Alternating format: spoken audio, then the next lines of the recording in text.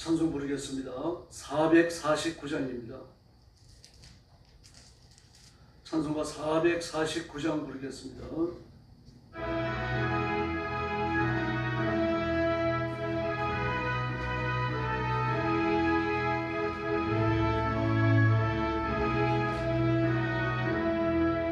예수 따라가며 복음 선전하며 어디 행할 길 많아졌네. 주를 의지하며 순종하는 자로 저와 늘 함께 하시리라. 의지하고 순종하는 길은 예수 안에 즐겁고 복된 길이로다. 애를 당하거나 우리 고생할 때 저가 위로해 주시겠네.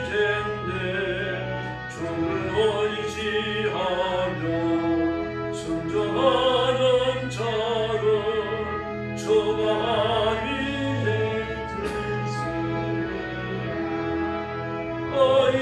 의지하고 순종하는 길은 예수 안에 즐겁고 복된 길이로다. 남의 짐을 지고 슬픔 위로하면 저가 상감을 주시겠네. 주를 의지하며 순종하는 자를 항상 봄내려 주시리라. 의지하고 순종하는 길은 예수 안에 즐겁고 복된 길이로다. 우리 받은 것을 주께 다 드리며 우리 기쁨이 넘치겠네. 주를 의지하며 순종하는 자를 은혜 풍성케 하시리라. 의지하고 순종하는 길은 예수 안에 즐겁고 복된 길이로다. 주를 힘입어서 말씀 잘 배우고 주를 모시고 살아가세. 주를 의지하며 항상 순종하며 주의 사랑해 주시리라. 의지하고 순종하는 길은 예수 안에 즐겁고 복된 길이로다. 5절 주를 힘입어서 말씀 잘 배우고 주를 모시고 살아가세. 주를 의지하며 항상 순종하며 주가 사랑해 주시리라. 의지하고 순종하는 길은 예수 안에 즐겁고 복된 길이로다. 할렐루야. 신앙 고백하겠습니다. 나는 전능하신 아버지 하나님 천지의 창조주를 믿습니다. 나는 그의 유일하신 아들 우리 주 예수 그리스도를 믿습니다. 그는 성령으로 잉태되어 동정녀 마리아에게서 나시고 본디오 빌라도에게 고난을 받아 십자가에 못 박혀 죽으시고 장사된 지 사흘 만에 죽은 자 가운데서 다시 살아나셨으며 하늘에 오르시어 전능하신 아버지 하나님 우편에 앉아 계시다가 거기로부터 살아있는 자와 죽은 자를 심판하러 오십니다. 나는 성령을 믿으며 거룩한 공교회와 성도의 교제와 죄를 용서받는 것과 몸의 부활과 영생을 믿습니다. 아멘. 우리 아버지 하나님 감사합니다. 죽음과 절망과 지옥의 흉벌에 떨어졌던 저희들을 사랑으로 불러서 예수 믿어 구원받게 하시고 하나님의 자녀가 되며 하나님의 은혜를 드리고 하나님의 일을 하도록 복주셨으니 감사합니다. 오늘 아침도 주 앞에 엎드렸습니다. 저와 성도들을 제물을 받으신 저는 기뻐 받으시고 그 제사를 흠양하시며 두 손 들고 복내려 주시옵소서. 오늘도 땅끝까지 이르러 복음 전하는 선교사님들과 주의 종들과 성도들을 기억하시고 가정과 가족을 보호하여 지켜주시며 억압과 학대와 핍박과 생명을 건 끝없는 수고를 기억하셔서 하늘은 복을 허락해 주시기를 원합니다. 때를 따라 돕는 은혜를 주시옵소서. 필요한 물질을 주시고 필요한 사람들을 허락해 주시옵소서. 자비로우신 아버지, 오늘 아침도 저희들이 말씀을 나눕니다. 성령님께서 말씀의 주인으로 강력히 임하여 저희들을 권고하시며 하나님의 음성을 듣게 하여 주시옵소서. 예수님의 이름으로 간절히 기도 올려옵나이다. 아멘. 하나님 말씀 봉독하겠습니다. 고린도후서 6장입니다.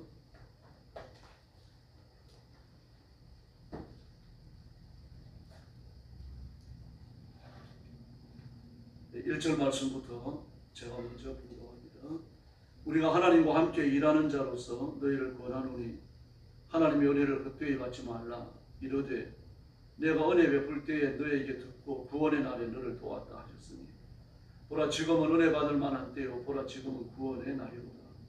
우리가 이 직분이 비방을 받지 않게 하려고 무엇이든지 아무에게도 거리키지 않게 하고 오직 모든 일에 하나님의 일꾼으로 자천하여 많이 견디는 것과 환난과 궁핍과 고난과 매맞음과 갇힘과 난등과 수고로움과 자지 못함과 먹지 못함 가운데서도 깨끗함과 지식과 오래 참음과 자비함과 성령의 강화와 거짓이 없는 사랑과 진리의 말씀과 하나님의 능력으로 우리의 일을 좌우에 가지고 영광과 육경으로 그러했으며 악한 마음과 아름다운 이름으로 그러했느니라. 우리는 속이는 자 같으나 참되고 무명한 자 같으나 유명한 자여 죽은 자 같으나 보라 우리가 살아있고 징계를 받는 자 같으나 죽임을 당하지 아니하고 배신하는 자 같으나 항상 기뻐하고 가난한 자 같으나 많은 사람을 교회하게 하고 아무것도 없는 자 같으나 모든 것을 가진 자로다. 그리스도인이여 너희를 향하여 우리의 입이 열리고 우리의 마음이 넓어졌으니 너희가 우리 안에서 좁아진 것이 아니라 오직 너희 심정에서 좁아진 것이니라. 내가 자녀에게 말하듯 하노니 부답하는 것으로 너희도 마음을 넓히라. 너희는 믿지 않는 자와 멍에를 함께 매지 말라. 의와 불법이 어찌 함께하며 빛과 어둠이 어찌 사귀며 그리스도와 베일레알이 어찌 조화되며 믿는 자와 믿지 않는 자가 어찌 상관하며 하나님의 성전과 우상이 어찌 일치가 되리요. 우리는 살아계신 하나님의 성전이라. 이와 같이 하나님께서 이르시되 내가 그들 가운데 거하며 두루 행하여 나는 그들의 하나님이 되고 그들은 나의 백성이 되리라. 그러므로 너희는 그들 중에서 나와서 따로 있고 부정한 것을 만지지 말라. 내가 너희를 영접하여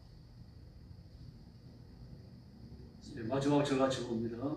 너희에게 아버지가 되고 너희는 내게 자녀가 되리라. 전능하신 주의 말씀이니라 하셨느니라. 아멘.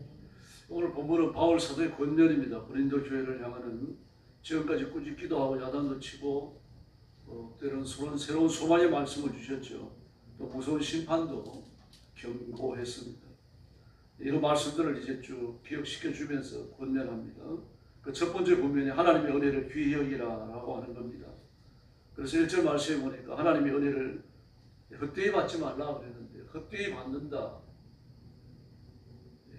무슨 말인지 정확하게 개념이 이렇게 떠오르지 않죠. 하나님의 은혜를 받아서 헛되이 사용하지 말라는 얘기입니다. 은사를 주신 것은 은사를 가지고 주를 위해 섬기고 성도들을 돌보라고 주신 거죠. 은사를 겨루라고 주신 건 아니거든요. 또 하나님께서 바울 사도로부터 복음을 듣게 하셨잖아요. 계시의 말씀을 전달받았죠. 그 계시의 말씀을 전달받아서 예수님을 구주로 섬기고 하나님 앞에 복종하라고 주신 계시의 말씀 아닙니까? 근데 마귀의 부추김을 받죠. 이단들, 거짓 교사들, 순회 교사들이 와가지고 부추기니까 거기 넘어가 버립니다. 진리를 경고에 받지 못한, 붙들지 못한 거죠. 다시 말해서 하나님의 은혜를 받아서 그때 사용한 겁니다. 아담과 하와도 마찬가지입니다. 선악을 알게 하는 나무의 열매를 따먹지 말라. 그 계명을 주신 것은 이미 모든 걸 다 주신 거죠. 그 하나만 금하신 겁니다. 그 계명이에요. 그것이 윤리입니다. 성경에 나오는 십계명이 있는 것처럼 하나님께서는 선악과 계명을 주신 거예요. 다 주셨잖아요. 전부 다 주셨습니다. 생육하고 번성하여 땅에 충만하라. 하나님의 손으로 만든 모든 피조물을 너희가 다스리라. 그렇게 말씀하십니다. 그래서 이름도 주잖아요. 아담이. 그래서 주인이라는 뜻이거든요. 그 모든 걸 받았고 모든 걸 누리는데도 그걸 헛되이 사용하는 거죠. 하나님 앞에 감사하는 게 아니라 왜 요 하나를 못 먹게 하지? 그러면서 하나님 앞에 대드는 겁니다. 하나님의 은혜를 헛되이 누리고 있는 거죠. 은혜를 받아서 헛되게 사용하는 거예요. 하나님의 은혜를 주신 것은 하나님 앞에 대들라고 주신 게 아니죠. 물질을 주신 이유는 물질로 하나님을 섬기고 가난한 성도들을 돌보고 교회를 섬기라고 주신 거죠. 그걸 가지고 죄를 짓고 악하게 사용하고 하나님께 대들라고 주신 게 아니란 말입니다. 건강도 마찬가지입니다. 하나님이 건강을 주시고 참 빼어난 몸매 아름다운 얼굴을 주신 이유가 뭡니까? 그걸 가지고 열심히 전도하고 불신자들까지라도 잘 섬기면서 하나님 앞에 복종하라고 주신 거죠. 근데 그걸 가지고서 범죄 기회로 삼는 거죠. 막 바람을 피우고 뭐 온갖 그 악한 일에 자기의 몸을 내돌리고 쓰는 거죠. 풍력배가 되기도 하고 말입니다. 하나님께서 말 잘하는 그런 뭐 능력을 주신 것은 뭐 은사거든요. 말 잘하는 것도. 말 잘하는 사람들은 판단력이 빨라요. 인기응변이 아주 능하죠. 이게 전부 다 하나님이 주신 은사입니다. 좋은 점들이죠. 그걸 가지고 죄를 짓는 거죠. 하나님의 은혜를 받아서 헛되이 사용하는 겁니다. 그러지 말라는 이야기입니다. 그러므로 우리는 범사에 하나님의 말씀을 따라야 할 줄로 믿습니다. 내가 말씀에 대한 지식이 있는가, 말씀 앞에 순종하고 있는가, 그걸 점검해야 되는 거죠. 디도서 2장 11절을 보니까 이 은혜는 모든 사람에게 주시는 은혜다 그렇게 말했습니다. 그러므로 우리가 예수 믿고 거듭나서 받는 은혜만을 말하는 건 아니고 우리가 태어나면서 받는 보편적 은혜, 은사, 재주 이런 게 전부 다 포함되는 겁니다. 어떤 사람 머리가 좋아요. 뭐 IQ 165 되는 사람을 봤는데 아주 대단합니다. 저는 국제기관에 근무하면서 막 국가에서 이 재정감사가 나오잖아요. 그러면은 그 국제기관에서 재정감사가 나오면은 아주 대단합니다. 막 몇몇 거를 다 파헤쳐버리거든요. 그걸 혼자서 다 받아낸 사람이에요. 머리가 아주 좋은 사람입니다. 근데 그런 사람이 이제 40대 초반에 이제 자기가 목사로 부름을 받았다 그래서 이 신학교에 나왔어요. 신학교에 나와서 저와 같이 공부를 하고 그랬는데 머리가 좋으니까 시골에 나와도 금방 배워요. 그런데 또 폐단이 있더라고요. 머리가 좋으니까 또 공부를 잘 안 합니다. 공부를 잘 하고 남이 말을 하면 넘겨짚어가지고 또 이렇게 이야기를 하고 이게 맞기도 하지만 또 정확한 건 아니거든요. 자기 머리 좋은 것은 신뢰하는 거죠. 이 머리 좋은 것, 뭐 이런 건 뭐 대단한 겁니다. 하나님 주신 독특한 은혜와 은사거든요. 그런 것들을 헛되이 사용하지 말라. 그런 교훈입니다. 모든 사람에게 주신 것이라고 디도서 2장 12절 분명히 말합니다. 또 히브리서 4장 2절 말씀에 보니까 믿음을 화합하라 그랬습니다. 하나님이 내게 주신 것. 이스라엘 백성들이 가나안 땅에 들어간 것. 가나안 땅에 들어가서 누리는 모든 부요한 것들이 있잖아요. 짓지 않은 집에 살고 그들이 심지 않았던 여러 가지 농산물들을 거두고 산에는 철이 있고 금이 있고 돈이 나고 말입니다. 온천이 있고 막 이런 것들 전부 다 누리는 거 아닙니까? 그런 걸 누리도록 하나님이 주신 거 아닙니까? 그런 걸 받을 때 믿음을 화합하라. 다시 말해서 하나님이 주신 것이다.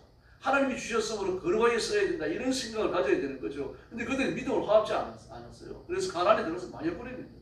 가나안에 들어보내신 이유는 망하라고 들어보낸 게 아니거든요. 안식을 누리고 안식을 완성하라고 보내신 겁니다. 근데 안식을 다 놓쳐버리고요. 마귀의 노예가 되어진 거죠. 믿음을 화합지 않았기 때문입니다. 그러므로 우리가 지금 은혜 받을 만할 때요. 구원의 날이라는 것을 깨닫고 하나님의 은혜를 이미 우리가 받았잖아요. 이미 받았으니까 이 은혜를 말씀대로 누려야 할 줄로 믿습니다. 다음에 두 번째 주시는 명령이 뭡니까? 3절 이하에 나타나는 것처럼 복음을 위한 목회적 수고를 기억하라는 얘기입니다. 목사들이, 목회자들이 복음을 위해 사는 그 애쓰는 것을 기억해라. 그 3절 말씀에 보니까 우리가 무슨 일이든지 최선의 노력을 다했다. 하나님 일꾼답게 처신하려고 애를 썼다. 그래서 끝까지 참았다 그럽니다. 끝까지 참았다. 고린도 교회 성도들을 바울이 쫓아가지고 성질 같아갖고는 막 그 처단할 사람 처단하고 쫓아낼 사람 쫓아내고 막 그러고 싶은데 끝까지 참았다는 얘기죠. 바울의 성격이 불같거든요. 그러니까 아주 정확합니다. 그러면 이렇게 성질이 급하고 정확한 사람들은 다른 사람들이 그 자기가 가지고 있는 가치관에 안 들어오면 잘 못 참아요. 그래서 안 되는 거죠. 왜 그렇습니까? 모든 사람들의 행동과 그 진리의 기준은 자기가 아닙니다. 하나님의 말씀이죠. 근데 바울이 그걸 알기 때문에 끝까지 참았다는 얘기입니다. 다시 말해서 바울은 성질이 좀 못됐다는 얘기입니다. 뭐 정확하고 불같은 열심이 있고 이건 좋아요. 하나님 앞에 자신한테 적용하면 되는 겁니다. 모든 사람들이 그렇게 살 것을 바라는 건 옳지 않은 거죠. 바울이 그걸 알았기 때문에 끝까지 참았다라고 말했습니다. 이제 끝까지 참았는데 어떤 환경이었는가 하면요, 그 4절 이하에 나오죠. 환난과 궁핍과 공경과 매맞는 것과 오리에 갇히는 것과 난동과 숙부와 잠도 못 자는 것과 굶주림을 겪었다. 9가지를 가지고 있습니다. 참 대단합니다. 더구나 여기 나오는 것처럼요, 잠을 자는 것이나 굶주리는 것은요, 교회를 다니면서 설교를 하고 전도를 했으니까 그들의 공개를 받으면 되잖아요. 근데 그걸 달라고 강요하지 않았다는 이야기예요. 그들이 먹을 걸 챙겨주지 않으면 차라리 굶었다는 이야기예요. 오늘 본문에는 스스로 굶주렸다는 말이 없습니다. 스스로라는 말이 없어요. 성경 다른 곳에 나오는 것처럼요. 자지 못해도 못한 것도 마찬가지입니다. 스스로 자지 못하고 스스로 굶주렸고, 이건 이제 금식과 처단을 말하는 건데 이건 그건 아닙니다. 그러니까 없어서 못 잡고 없어서 배를 골았던 거예요. 이런 것들이 전부 다 수고의 짐이었죠. 더구나 매맞고 오리에 갇히고 난동은 자기가 난동을 부렸다는 게 아니라 찾아와서 자기가 난동이 목적이 됐다는 얘기입니다. 그 수많은 깡패들이 말입니다. 막 이 도시 저 도시 바울이 가는 곳마다 쫓아다니면서 말입니다. 바울을 테러하려고 했잖아요. 그러니까 밤중에 막 도망을 가기도 하고, 또 바울을 잡아가지고 테러를 못하니까 말입니다. 그 야손과 같은 사람들 끄집어 내가지고 대신 때리기도 하고 말이죠. 이런 일들까지 벌어졌습니다. 그 중에 나는 참았다라고 말합니다. 그러면서도 뭐라고 말을 합니까? 순절과 지식과 인내와 친절과 성령의 강화와 거짓없는 사랑과 진리의 말씀과 하나님의 능력으로 이 일을 해왔다. 내가 먹을 게 없어서 굶주리고 잠잘 데가 없어가지고 잠을 못 자고 이런 것들을 불평하지 않는다는 얘기입니다. 고린도 교회 성도들이 나를 이렇게 배척한다고 해가지고, 내가 설립한 교회들이 나를 섬기지 않는다 그래가지고 내가 그것 때문에 뭐 시험에 들고 말이야 원망을 하고 따지거나 그러지 않는다는 얘기입니다. 하나님의 능력으로 해왔다. 빌립보서가 생각나죠? 내가 궁핍에 처할 줄도 알고 부함에 처할 줄도 안다. 가난에 처할 줄도 안다. 내가 배고픔에 처할 줄도 안다. 이건 하나님의 능력과 권능이 임하니까 막 배고플 때 먹을 게 생기고 돈이 없을 때 돈이 생기고 막 그랬다는 얘기가 아니에요. 돈이 없더라도 병이 들더라도 고통스럽더라도 그걸 너무 이겨냈다는 얘기입니다. 이런 일들을 기억하는 거죠. 하나님의 능력으로 그렇게 말하고 있습니다. 그러면서 이제 자신에 대해서 7절 하반절에 보니까 오른손과 왼손에 의의 무기를 들고 그랬어요. 의의 무기. 의의 무기가 뭡니까? 하나님의 말씀이죠. 의의 무기는 남을 공격하는 거 아닙니까? 우리에게 주셔가지고 마귀를 공격하게 하는 거예요. 하나님의 말씀밖에 없어요. 성령의 그 하나님의 말씀밖에 없습니다. 근데 오른손과 왼손에 의의 무기를 들었다. 마귀를 공격하는 거 아니에요. 하나님의 말씀입니다. 마찬가지입니다. 지금 바울 사도께서 이 고린도 교회에 대하여 범련을 하고 야단을 치고 책망을 하고 말입니다. 눈물이 쑥 들어 빠지게 아픈 말도 하는 이 하나님의 말씀이라는 말입니다. 자신의 감정을 섞어서 하는 말씀이 아니라는 이야기죠. 그래서 우리는 속이는 사람 같이 보일 수 있다.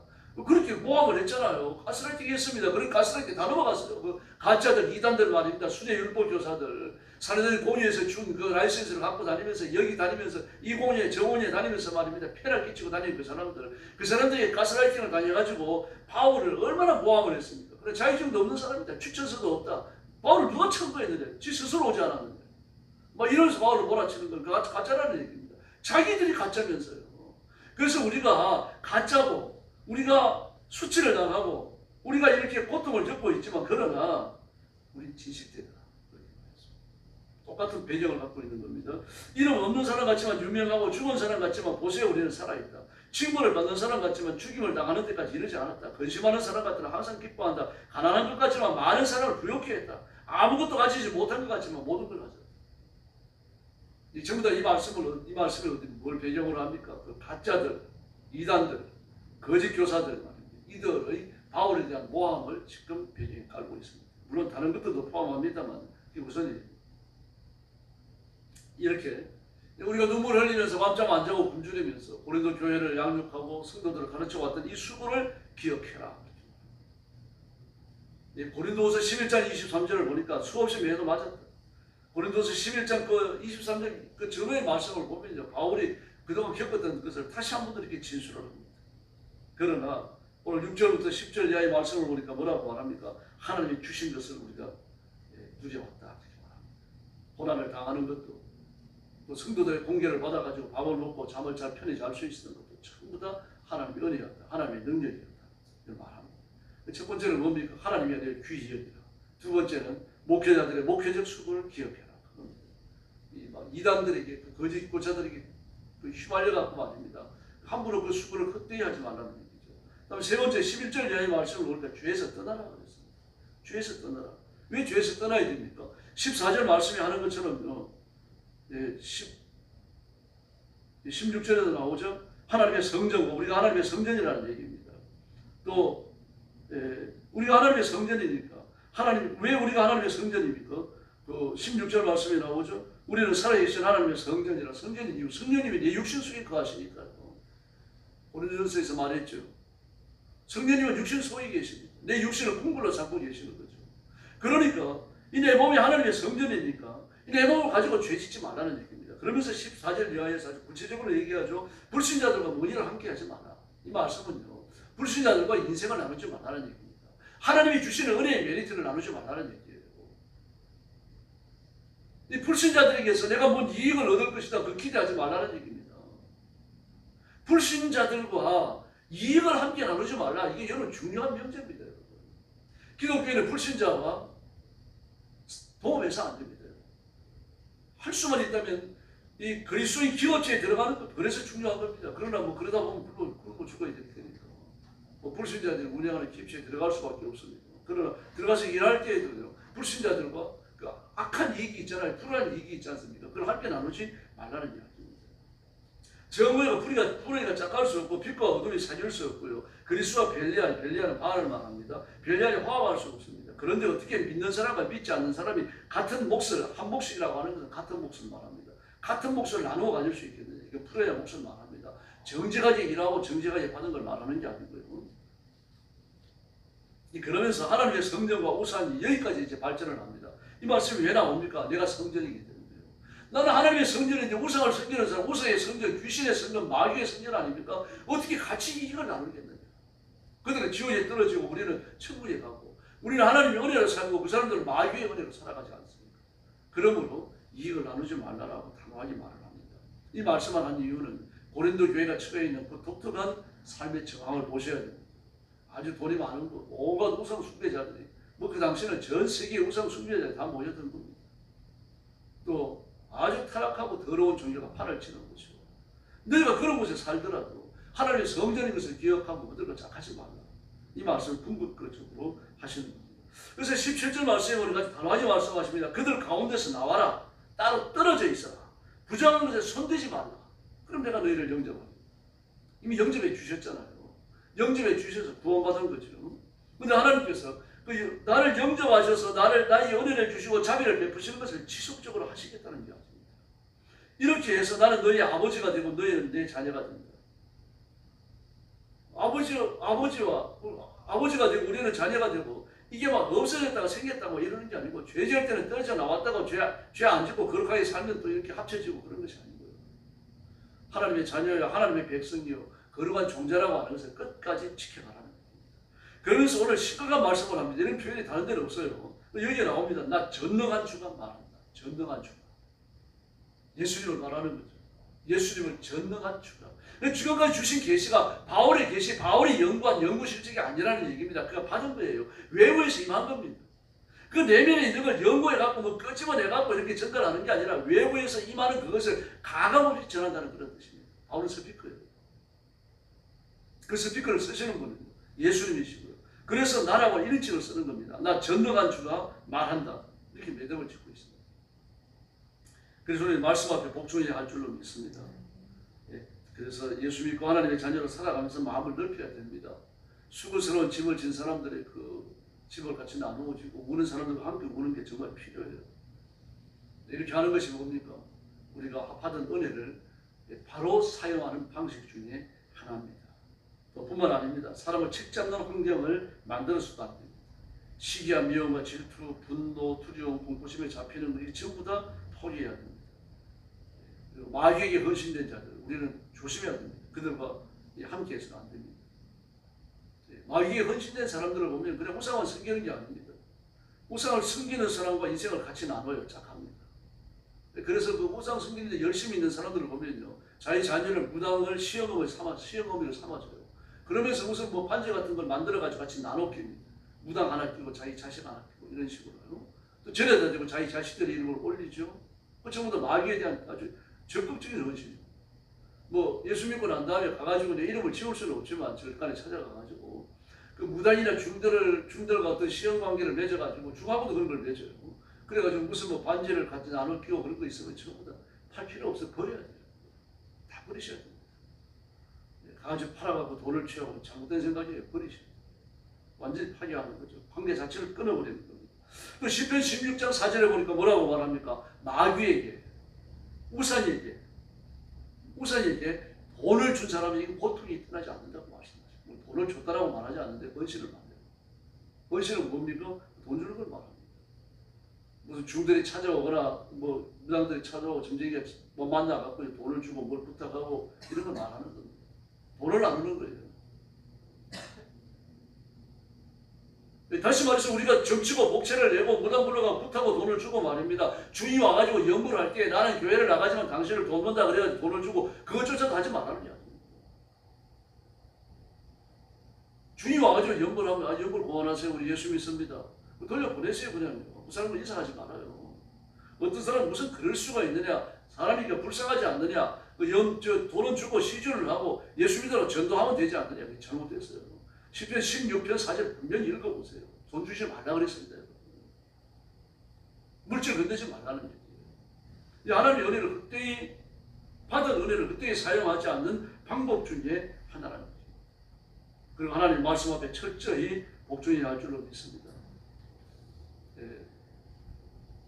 근데 어떻게 하셨는데 그 목동에 은혜롭게 목회하는 목사님이 계셨어요. 큰 교회는 아니었는데 어떻게 대화 없이 그렇게 잘 하셨는데 그 아들도 목사님이 됐어요. 그러니까 좀 오래된 겁니다. 제가 신학대학에 같이 다녔으니까요. 그리고 이제 자기 선교사가 되겠다고 헌신을 했어요.